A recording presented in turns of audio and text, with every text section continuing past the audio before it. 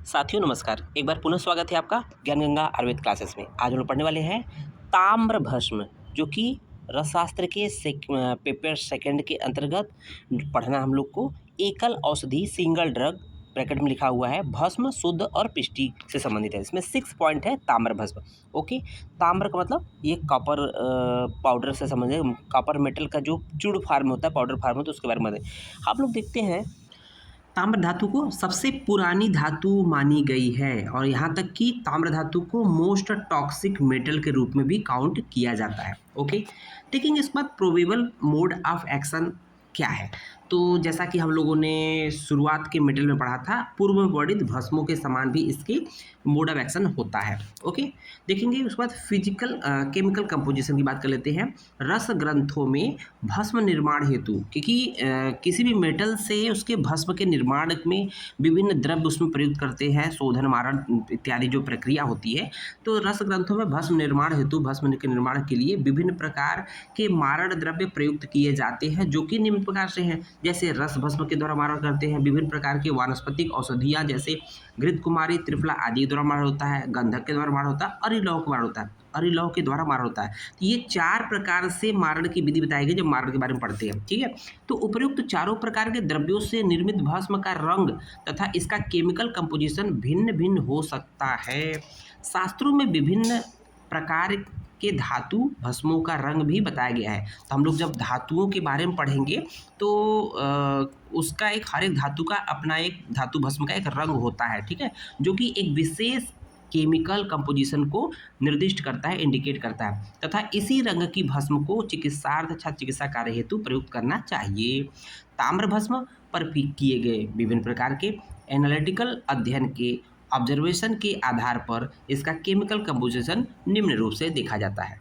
जब ताम्र भस्म को रस भस्म के द्वारा मारण करते हैं, तो उस कंडीशन में क्यूप्रिक ऑक्साइड तथा अन्य 30 तत्व, क्यूप्रिक ऑक्साइड तथा माइनर फेज में copper manganese oxide CuMn2O4, copper sulphate hydroxide CuSO4 bracket में OH का होल 6 और होल का twice and copper sulphide CuS भस्म was prepared by taking kajjali as a marana dravya. तो हाँ, कजली के द्वारा इसका मारण किया गया है। ओके, अब देखेंगे फार्माकोडायनेमिक्स एंड फार्माकोकाइनेटिक्स ऑफ ताम्र भस्म। ओके, तो ताम्रम तिक्तम तुअरम मधुरम पाकश्च पाकस्तश्च उष्ण वीर्य तो अम्लम स्निग्धे। तो देखेंगे यहाँ पर बार बार आप जब दिखते हैं तो तुअर शब्द आता है। तुअर का मतलब कषाय रस के लिए होता है। ठीक है,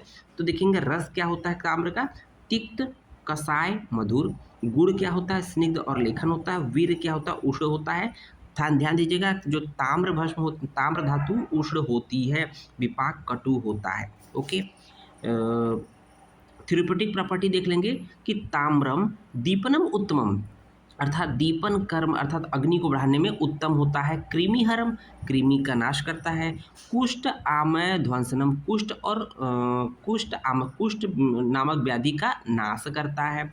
काश श्वास विधुना हर क्षयम, काश श्वास और क्षय व्याधि का नाश करता है। साथ ही साथ पांडु व आमय घनम परम, तो पांडु रोग का विशेष रूप से नाश करता है। मात्रा की बात कर लेते हैं। ताम्र धातु या ताम्र भस्म की मात्रा वेरी वेरी इंपॉर्टेंट है बच्चों। 1/8 रत्ती से 1/2 रत्ती तक होती है, लेकिन बल व काल आदि के अनुसार होती है। डिपेंड करता है रोगी में बल क्या है और किस उसकी अवस्था क्या है, उसके हिसाब से 1/8 रत्ती से 1/2 रत्ती होती है। अनुपान की बात करते हैं, ये इंपॉर्टेंट है, इसको हम लोगों ने स्टार बना दिया, हाईलाइट कर दिया है, क्योंकि AFI Ayurvedic pharmacopoeia of India में वर्णित है। त्रिकटुक्वाथ, ये वेरी वेरी इंपॉर्टेंट है, आपके MCQ में पूछा जाता है। त्रिकटुक्वाथ, घी, शहद, आद्रक स्वरस और गुड़ची स्वरस, ये कुछ अनुपान है ताम्र भस्म के। ओके, पथ्य पथ की बात करते हैं। खट्टे पदार्थों का सेवन वर्ज्य होता है ड्यूरिंग ताम्र भस्म के सेवन समय। सेवन काल क्या होता है, प्रातः काल या भोजन के जीर्ण होने पर इसका सेवन किया जाता है।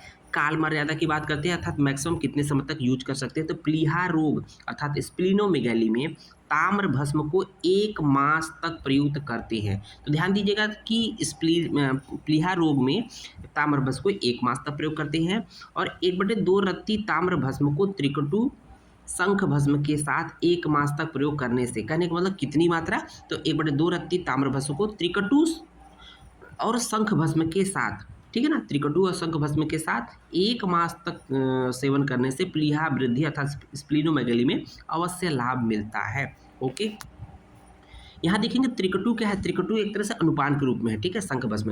उसको देखेंगे अशुद्ध एवं अपक्य सेवन जन ताम्र भस्म से व्याधि क्या उत्पन्न होगी, तो दाह, शरीर में दाह होगा क्योंकि उष्णवीर्य होता है। स्वेदन तभी होगा जब उष्णवीर्य के द्रव्य हम सेवन करेंगे।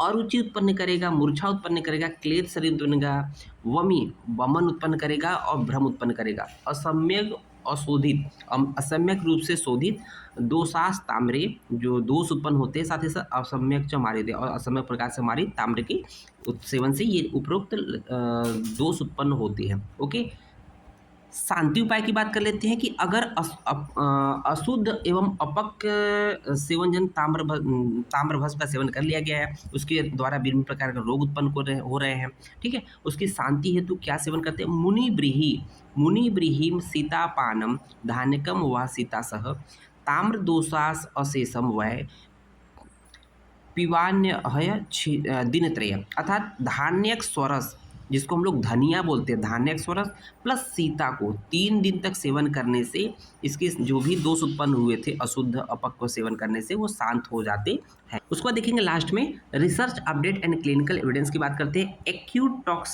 Toxicity study done on tamra bhasma shows no mortality even at 30 TED and 180 TED levels, while ताम्र भस्म प्रिपेयर्ड फ्रॉम अशुद्ध ताम्र, जब अशुद्ध ताम्र से ताम्र भस्म निर्माण किया जाता है तो was reported toxic even at TED level, means minimum से मिनिमम टीईडी लेवल पर भी अशुद्ध एक तरह से टॉक्सिक होता है, मीन्स अशुद्ध रहेगा तो टॉक्सिक रहेगा।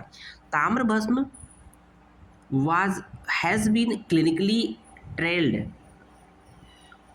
इन श्वास, कास, यकृत, प्लीहा, वृद्धि etc. The dose administered was in range of 65 milligram to 250 milligram.